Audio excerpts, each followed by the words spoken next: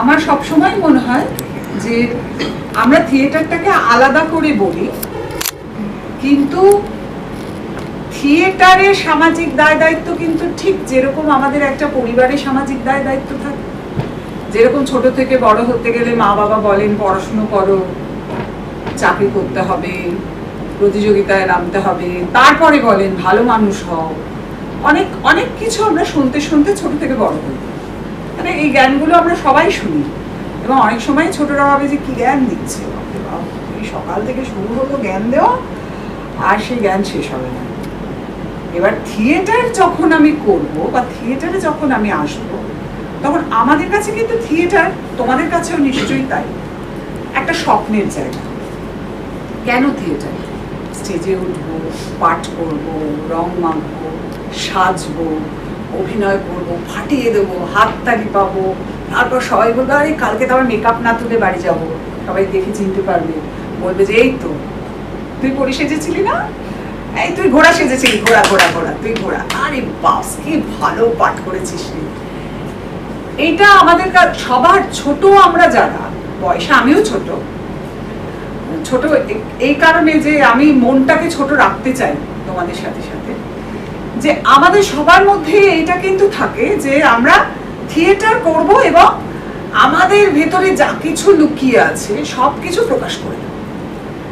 সেটা তো আমরা চট করে পারি না, বাবা মার ভয়ে পারি না, পাশের বাড়ির মাসি পিসি কি বলবে সেই ভয়ে পারি না, অমুক বাড়ির দাদারা কি বলবে সেই ভয়ে পারি না, জ্যাঠামশাই এসে কি বলবেন সেই ভয়ে পারি না। কিন্তু থিয়েটারে সেইটা নেই।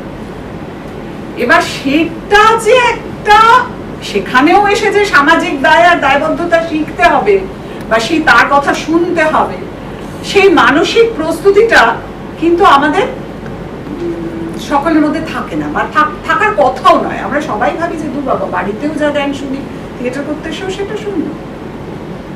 আমার কাছে মনে হয় যে এটা কিন্তু এমন একটা খেলা যেটা সত্যি বাধাবন্ধহীন, সত্যি তোমরা বাড়িতে যে ধরনের নিয়ন্ত্রণের মধ্যে আমাদের থাকতে হয়, সিনেমা দেখবি না, লুকিয়ে লুকিয়ে একদম মোবাইল ঘাটবি না, এই সমস্ত কিছুর বাইরে একটা জায়গা।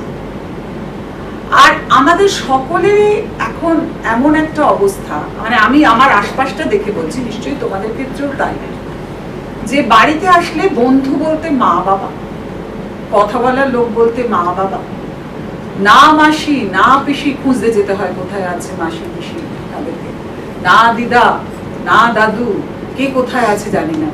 যারা এটা বজায় রাখতে পেরেছে তাদের কাছে পরিবার এবং সমাজ, সমাজ তো একটা পরিবার থেকেই তৈরি হয়, 5টা পরিবার এক জায়গায় হয়ে একটা সমাজ তৈরি হয়, একটা পাড়া তৈরি হয়, একটা আড্ডা মারার জায়গা তৈরি হয়, একটা ক্লাব তৈরি হয়, ঠিক তেমনি একটা থিয়েটারের দল তৈরি হয়।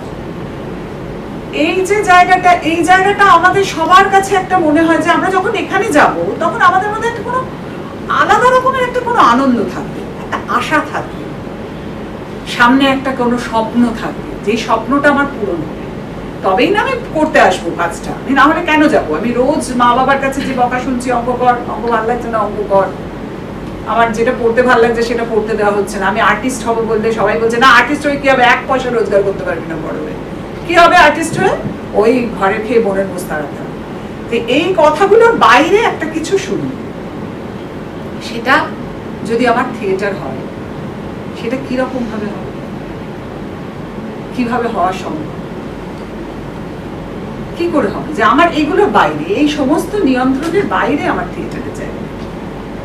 সেটা যদি হয় তাহলে প্রত্যেককে আমাদের নিজেদেরকে প্রস্তুত করতে হবে, না?